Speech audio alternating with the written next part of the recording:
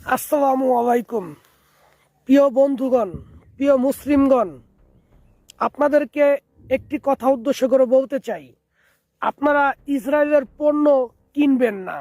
এবং অনেককে দেখি কোকা কোলা, পেপসি, 7 আপ নিজের টাকা দিয়ে কিনে ভিডিও বানিয়ে সেগুলোকে আবার ঢেলে মাটিতে ফেলে দেয়।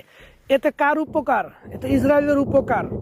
আপনাদের সবচাইতে অতি উত্তম কাজ হচ্ছে, যেই দোকানদাররা ইসরায়েলি পণ্য কিনবে, আমেরিকান পণ্য কিনবে, এই ধরনের দোকানদারকে আমরা মুসলিমের শত্রু হিসেবে গণ্য করব।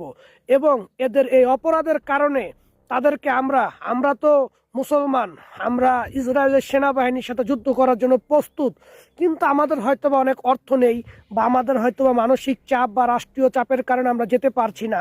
কিন্তু তাদেরকে তো আমরা পিটাতে পারবো না, ইসরায়েলের সেই কুখ্যাত গুন্ডাদের তো আমরা পিটাইতে পারবো না।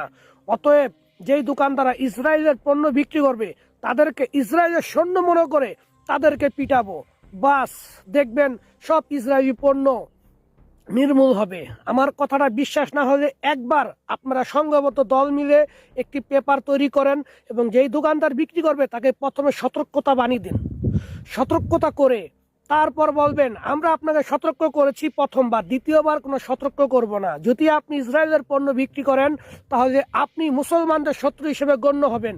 আর মুসলমানদের শত্রু হলে গণ্য হলে আপনি আমাদের এখানে হয় আপনি থাকবেন, আর নয় আমরা থাকবো। এতেই দেখবেন সব ঠিক হয়ে যাবে। আর আপনারা আমার জন্য দোয়া করবেন।